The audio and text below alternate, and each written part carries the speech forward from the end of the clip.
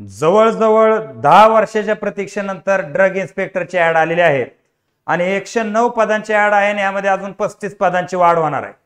तर आता यामध्ये आता कोणती शंका उरली नाही की बाबा हे राज्य सेवेत जाईल का कंबाईन मध्ये जाईल।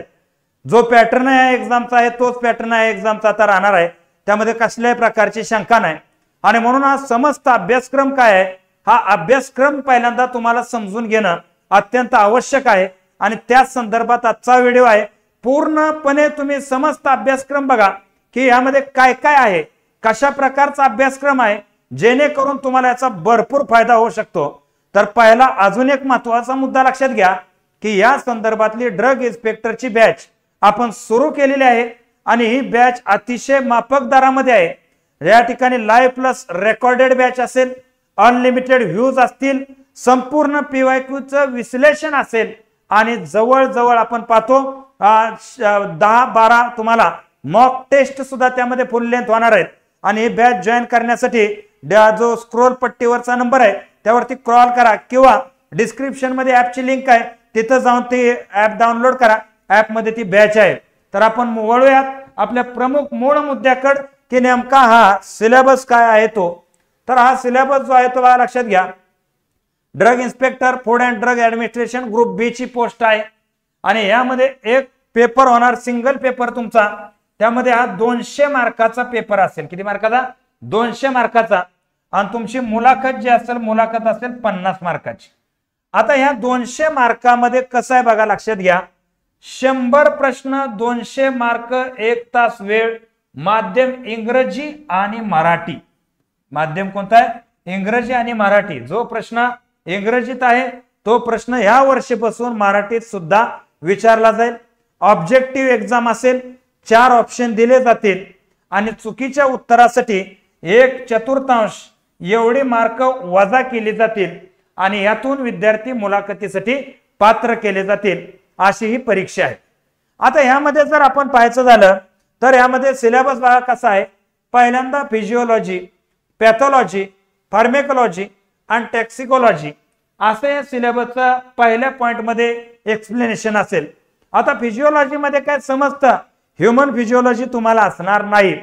तर ह्या फिजिओलॉजी मध्ये तुम्हाला बेसिक घटक काय राहील बघा, composition and function of blood elements, general आहे, कोएगुलेशन ऑफ ब्लड, त्याच्याबरोबर ब्लड ग्रुप्स आहेत, ब्लड कंपोनेंट्स आहेत, मॅन्युफॅक्चरिंग आहे, blood components and manufacturing, whole human blood, त्याच्याबरोबर ब्लड बँक, ऑपरेशन्स, रिक्वायरमेंट्स, हे जे मुद्दे आहेत हे मुद्दे इथे राहतील।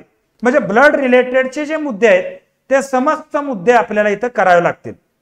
आता हे कुठं पाहायला मिळतील तर जनरली तुम्हाला सांगतो डिग्री लेवलचे मुद्दे आपल्याला करावे लागतील। म्हणजे एकदमच बेसिक लेवलला ब्लड ग्रुप एवढे एवढे आहेत आणि तेवढे तेवढे आहेत आणि ह्याचं हे आहे, त्याचं अँटीजेन हे आहे, इथपर्यंत नाही, तर त्याच्या थोडंसं पुढे जाऊन आपल्याला ते सगळं करावं लागेल। आता आपल्या या ठिकाणी आता प्रत्येक पॉइंट मध्ये मी हे नाही सांगू शकत की हे आपण लय जबरदस्तरित्या कव्हर केलेलं आहे। तर हे लक्षात घ्या, ह्यातला प्रत्येक पॉइंट जो आहे हा बॅच मध्ये A to Z degree PG level पर्यंत पूर्ण करून त्याच्या नोट्स सहित तुम्हाला तिथे अवेलेबल असणार आहे। प्रत्येक पॉइंट बद्दल मी ते सांगेन, फक्त तुम्ही सेल्फ स्टडी करत असतील तर एकाच पुस्तकात तुम्हाला हे सगळे पॉइंट कुठेही पाहायला मिळणार नाहीत, तुम्हाला टप्प्याटप्प्याने हे मुद्दे पाहावे लागतील। दुसरा आहे आपण पाहतो पॅथोफिजिओलॉजी मध्ये। आता इथं पॅथोफिजिओलॉजी मध्ये ही जी पॅथॉलॉजी आहे ह्यामध्ये फक्त सेक्शुअल ट्रान्समिट डिसीज, तो आता एड्स त्यातच येतो ना, सेक्शुअल ट्रान्समिट डिसीज, त्यानंतर हायपर सेन्सिटिव्हिटी, HBSC, म्हणजे एवढे 2-3 आजारच तुम्हाला करायचे। बरं, सिलेबसच्या बाहेर पेपर जात नसतो, सिलेबसच्या बाहेर इथं काही जाणार नाही, हा पहिला मुद्दा लक्षात घ्या। आता मेन आहे तुम्ही डिग्रीला शिकलेलं फार्मेकोलॉजी।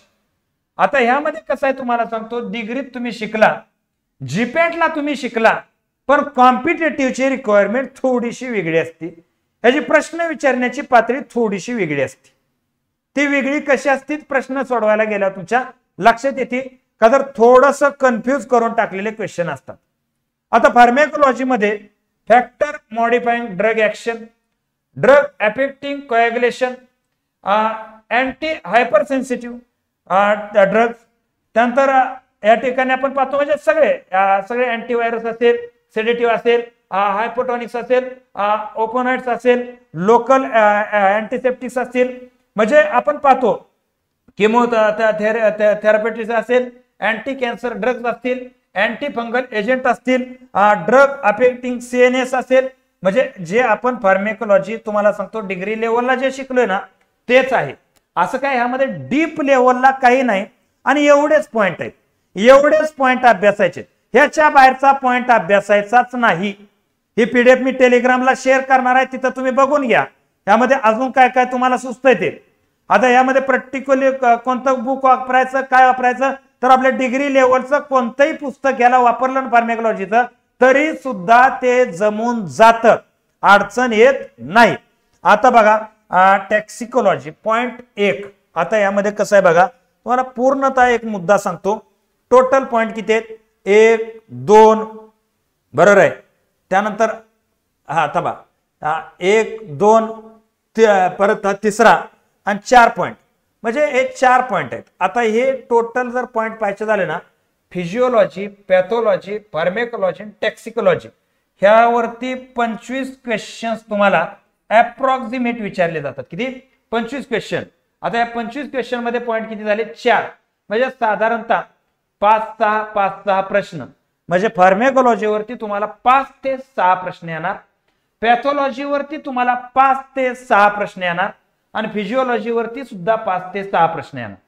टॉक्सिकोलॉजीचे तसं आहे, classification of poison, chelating agent, heavy metals, antidote, बरोबर आहे. हे किती बघा, प्रत्येक पॉइंटला तुम्हाला 1-2 प्रश्न येणार आहे. म्हणजे मी तर सांगतो एवढी सोपी एक्झाम आणि एवढा पर्टिक्युलर अभ्यास बाकी कुठंच नसतो, बाकी कुठंच नाही. हा मुद्दा लक्षात घ्या. आणि इथं पर्टिक्युलर जायचंय ना, हे बघा एक तर 10 वर्षातनं ऍड आलेली आणि 10 वर्षातनं आलेल्या ऍडला मी तुम्हाला कॉलर पकडून तुमचे सांगेल की तुम्ही स्वतःनं ह्याचा अभ्यास करण्याचा 8 तास करू नका. चांगल्या तज्ञ लोकांकडून मार्गदर्शन घ्या. म्हणजे मी म्हणत नाही माझ्याकडनं घ्या, कुठेही तुम्ही तज्ञाचं मार्गदर्शन घ्या. रिझन काय तुम्हाला सांगतो, एक पॉइंट वरती इथं अकॅडमी म्हणून मी सांगतो की रिसर्च करणारे लोक असतात, अभ्यास करणारे लोक असतात आणि ते त्या पॉइंट वरती काम करत असतात. म्हणून लक्षात घ्या की इथं एकदा चान्स हुकला, एक परीक्षा हुकली, ही काय दरवर्षी येणारी ऍड नाही, प्रत्येक वर्षी पडणारी ऍड नाही. हा मुद्दा लक्षात ठेवायचा. तदनंतर सेकंड पॉइंट अभ्यासाचा आहे समस्त मायक्रोबायोलॉजी. आता या मायक्रोबायोलॉजीमध्ये स्टरिलायझेशन प्रोसिजर आहे, असेप्टिक टेक्निक्स आहेत, डिसइन्फेक्शन आहेत, पायरोजेन्स आहेत, LAL टेस्ट आहे, एसएफ अँटीबायोटिक्स अँड व्हिटॅमिन्स आहे, बायोकेमिकल सेरोलॉजिकल आहे, व्हायरोलॉजिकल टेक्निक्स आहेत, BOD आहेत, डिफरंट मीडिया आहे, microbial drug resistance, microbial limit test, pathogenic organism of common occurrence. Simple syllabus आहे. Only related drug. मायक्रोबायोलॉजी कसं आहे, ओनली रिलेटेड ड्रग. म्हणजे आता बऱ्याच जणांचा प्रश्न आहे ना बाबा की BSc मायक्रो, MSc मायक्रो का क्वालिफाय केलेले नाहीत का, तर इथलं मायक्रोबायोलॉजी ओनली ड्रगच्या रिलेटेडचा मायक्रोबायोलॉजी आहे. ह्यातला कुठलाही पॉइंट तुम्ही नेटवर टाकला आणि तिथून त्याची माहिती केली किंवा लेनिंजर मधून तुम्हाला हे मायक्रोबायोलॉजी आहे एवढे पॉइंट मायक्रोबायोलॉजीचे एका खाली एक दिलेले तिथे वाचले तरी तुम्हाला सांगतो इथं तुम्हाला कोणत्याही प्रकारची अडचण नाही. त्यानंतर आहे biochemistry and chemistry of drug and pharmaceuticals, DNA, RNA, nucleic acid and component, enzyme, metabolism of protein, carbohydrate, lipid, recombinant technology and its application, immunological product, vaccines, थेरा. आता हे बघा हे जनरल आहे. जनरल आपण NCERT मध्ये DNA, RNA, nucleic acid, components, enzymes, metabolism of protein, carbohydrate, lipid, recombinant technology, हे जे मुद्दे आहेत ना, हे मुद्दे साधारणतः 12वीच्या बायोलॉजी मध्ये पण आहेत आणि 12वीच्या वॅक्सिन, सेरा वगैरे हे नाहीत, हे पुढचे 2 मुद्दे नाहीत आणि बाकीचे आहेत. आणि पाठीमागचे क्वेश्चन बघितले ना, एकदम बेसिक क्वेश्चन यावरती दिसत आहेत. म्हणजे जनरल सायन्स करणारा कुणी असो, तो झूलॉजीवाला असो, बायोलॉजीवाला असो किंवा फार्मसीवाला असो, नाहीतर मेडिकलवाला असो, त्याला हे प्रत्येकाला ही बायोकेमिस्ट्री करावीच लागलेली आहे आणि करतच आलेला आहे, त्यात काही शंका नाही. त्याच्याबरोबर आयसोमर्स आहे, टेनोमर्स आहे, फर्मेंटेशन आहे, सिंथेसिस ऑफ अँटीबायोटिक्स आहे, डायझो रिएक्शन्स आहेत, केमिस्ट्री ऑफ स्टेरॉइड्स आहेत, हे मुद्दे आहेत. त्याच्याबरोबर डोसेज फॉर्म आहेत, सस्टेनेबल रिलीज आहेत. म्हणजे आता हे कॉमन मुद्दे झाले. एक रिलेटेड तो आमच्या आपण ह्याला म्हणू शकतो डिग्रीच्या, आपल्या डिग्रीच्या लेवलचे मुद्दे आहेत. ह्यामध्ये काय प्रिझर्वेटिव्ह, त्याच्याबरोबर आपण पाहतो routes of administrations, suspending emulsification agent, types of vehicles, types of water storage, condition of pharmaceuticals. म्हणजे या बेसिक प्रॅक्टिस मेथड ज्याला आपण म्हणतो, प्रॅक्टिस मेथड म्हणजे मेडिकल प्रॅक्टिस मेथड मध्ये ह्या गोष्टी रेग्युलरली येतात. गुड लॅबोरेटरी प्रॅक्टिसेस काय असतात, न्यू ड्रग्ज, बरोबर आहे ना. अशा प्रकारचे जे मुद्दे आहेत ते मुद्दे इथं राहतात आणि एवढेच मुद्दे आहेत. ह्या मुद्द्याच्या बाहेर मुद्दे करण्याची गरज आपल्याला असत नाही. त्याच्यामुळे हे आपल्या डिग्री लेवलला कोणत्याही प्रकारच्या मुद्द्यातून आपण हे सहजरित्या कव्हर करू शकतो, तिथं काही प्रॉब्लेम येणार नाही. त्याच्याबरोबर आपण पाहतो principle and application analysis, UV spectra, बरोबर आहे, atomic absorption, SPTLC, LCMS, limit test, heavy metals, devices, हे मुद्दे आहेतच. त्यानंतर सर्जिकल मेडिकल डिव्हायसेस, बरोबर आहे ना, सर्जिकल मेडिकल डिव्हायसेस आहेत. त्याच्याबरोबर लॉ आहेत, डीसीसी, डीटीएबी, हे जे लॉ आहेत याच्यावरती आपल्याला थोडंसं काम करणं आहे. म्हणजे ड्युटीज, इन्स्पेक्टर पॉवर वगैरे जे ऍक्च्युअली पोस्ट मध्ये तुम्हाला हे फक्त कामे येणार आहे. म्हणजे ऍक्च्युअली काम करताना ह्या गोष्टी तुम्हाला कामे येणार आहेत, पण ते नॉलेज असल्याशिवाय ह्या गोष्टीचा उपयोग होणार आहे का, नाही होणार.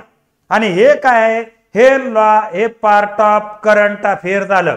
ह्याला बेसिक पारंपरिक वास्तव गोष्टी कामाला येत नाहीत. हे जनरली चेंजेस मधल्या गोष्टी आहेत. त्याच्यामुळे रिसेंट मध्ये हे मुद्दे अभ्यासावेच लागतील, सर्च करावेच लागतील, शोधावेच लागतील. पर्टिक्युलर हे पुस्तक आहे ड्रगचं, यातनं लगेच मिळेल किंवा ते करेक्ट असेल असं नाही, का तर यात चेंजेस पॉसिबल आहेत. काय चेंजेस पॉसिबल आहेत. आता पुढचा विषय बघा आपला महत्वाचा, general knowledge related pharmaceutical. 25 question आहे त्याच्यावर. किती क्वेश्चन? 25 क्वेश्चन याच्यावरती विचारले जाणार आहेत. अर्थात 50 मार्काचा हा घटक आहे. यामध्ये national health programme, DPCO, narcotic drugs, poisons, essential drug, central drug authority, nutraceuticals, magic remedies, acts and rule, important of drug and cosmetic, central drug laboratory, WHO, त्याच्याबरोबर current events, consumer protection act, right to information act, intelligence test, अशा प्रकारचे question. आणि हे मराठीतनं पण आहे आणि हे इंग्रजीतनं पण आहे. इतकं तुम्हाला सांगू, पर्टिक्युलर एक्झाम कधीच नव्हते आतापर्यंत. आधी फक्त इंग्रजीत होतं. काय जणांची पंचायत होती की हे कुठं कुठं इंग्रजी वागा असलेलं कळायचं नाही, का तर हे सिलेबसला नाही, हे डिग्रीला नाही, हे कॉलेजला नाही, हे कुठं आहे, हे करंट इव्हेंट मध्ये आहे. आणि मग हे करंट इव्हेंट इंग्लिश मध्ये नव्यानं वाचताना अपदा व्हायचे, हाल व्हायचे. पण आता चिंता करायची गरज नाही. आणि विद्यार्थ्यांनो एक गोष्ट लक्षात घ्या, आपण याला जवळजवळ 1 वर्ष झालं मी मेहनत करतोय. याच्या किती 1 वर्षापासून याच्या मेहनत करतोय. तुम्ही आपलं युट्यूब उघडून बघा, पाठीमागचे लेक्चर्स बघा, कधीपासून मी ड्रग वरती काम करतोय तुमच्या लक्षात आलं असेल. आणि म्हणून ह्या सगळ्याचा बेनिफिट तुम्हाला प्रॉपर लेवलला होणार आहे. आणि याच्यामध्ये सगळ्या PDF नोट्स असतील, सगळ्या टेस्ट असतील, सगळे लेक्चर्स असतील, सगळं काय तुम्हाला एका जागेवर कव्हर होईल. आणि हा व्हिडिओ तुम्ही तुमच्या त्या सर्व मित्रांपर्यंत पोहोचवा जे ड्रग इन्स्पेक्टरची तयारी करतायत. या ठिकाणी मी आता थांबतो. जय हिंद, जय महाराष्ट्र.